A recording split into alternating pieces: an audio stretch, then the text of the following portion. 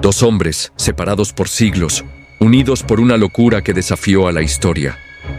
Uno jugaba con el poder, el otro con la muerte. ¿Qué tan lejos puede llegar la obsesión antes de que todo se derrumbe? Número 1. Descendemos por un abismo de locura sin frenos y cuanto más bajamos, más nos encontramos con personalidades que dejaron huella, no solo por su historia llena de actos de poca cordura, sino también por su extrema influencia y poder sobre los más fuertes. Rasputín, mítico curandero de la familia imperial rusa del siglo XX, nació a finales del siglo XIX y llegó a tener más influencia que muchos altos cargos del gobierno, gracias a una personalidad tan arrolladora como inquietante. Era un personaje de dos caras. Unas veces lo veías como un hombre sabio y carismático, otras como alguien impredecible, audaz y fuera de lo común. Se hacía llamar monje para ejercer poder sobre los más poderosos, aprovechando su reputación religiosa. Además, era un curandero muy eficaz y un vidente sorprendentemente certero. Sin duda, que lo vieran como monje le daba respeto y autoridad. Rasputín utilizaba su figura religiosa para justificar sus excesos y reforzar su influencia sobre la corte. Su carisma y audacia lo hacían destacar, y aunque su comportamiento escandalizaba a la nobleza, su poder crecía cada vez más. Sus excesos no se limitaban a su influencia sobre otros.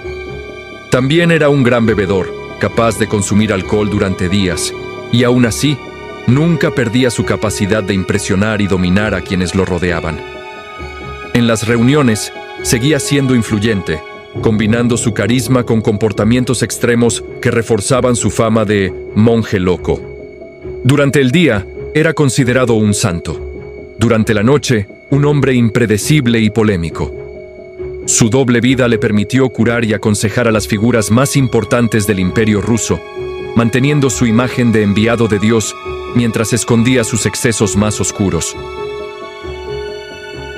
Rasputín también fue famoso por su resistencia a la muerte. Sobrevivió a múltiples intentos de asesinato, recibió veneno suficiente para matar a varias personas y no murió. Fue disparado y golpeado por decenas de hombres, y aún así, seguía vivo. Muchos llegaron a considerarlo casi inmortal. Finalmente, en 1916, su suerte se acabó. Nobles conspiradores lo ataron y lo arrojaron a un río helado, donde murió de ahogamiento e hipotermia. Y así terminó la vida de Rasputín, una figura legendaria de locura, misterio y poder, un hombre que mezcló lo divino con lo impredecible, y cuya historia sigue fascinando y asombrando hasta nuestros días. Número 2. Cayo Julio César Augusto Germánico, más conocido por la historia como Calígula.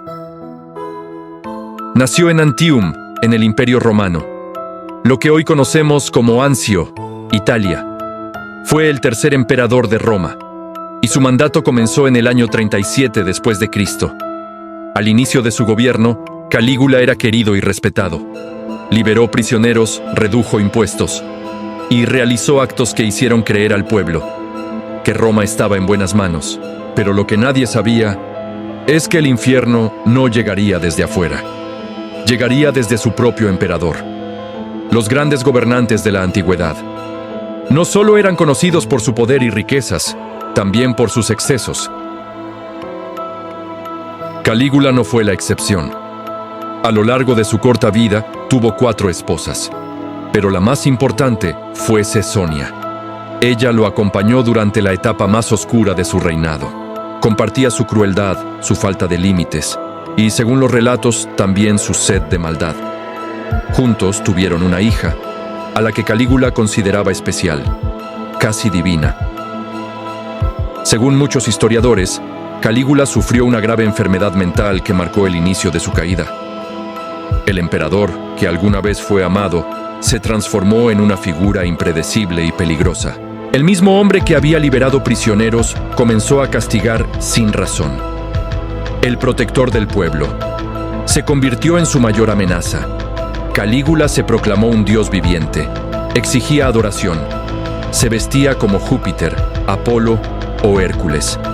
Mandó construir templos con su imagen y obligaba a los ciudadanos a rendirle culto. Humilló al Senado romano de todas las formas posibles.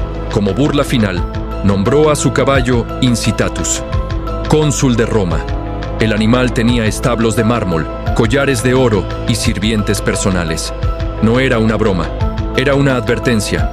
En uno de sus actos más absurdos, Calígula declaró la guerra al mar. Ordenó a sus soldados atacar las olas y recoger conchas como botín de guerra, afirmando que había derrotado al dios Neptuno. Roma no sabía si reír o temblar. El miedo se apoderó del imperio. Las ejecuciones se volvieron frecuentes. Las humillaciones públicas, constantes. Nadie estaba a salvo, ni siquiera su propia familia. Finalmente, su locura lo dejó completamente solo. El 24 de enero del año 41, miembros de la Guardia Pretoriana decidieron que Roma no podía soportarlo más. Calígula fue asesinado en un pasillo del palacio, apuñalado una y otra vez. Después, su esposa, Cesonia, y su pequeña hija también fueron ejecutadas. El linaje debía desaparecer. Calígula gobernó apenas 4 años, pero dejó una huella de terror que sobrevivió siglos.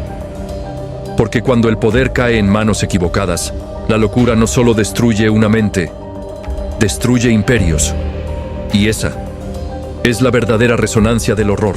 Si te gustó este video, dale me gusta. Y compártelo con un amigo, suscríbete y activa la campanita para más actualizaciones de horror. Hasta pronto.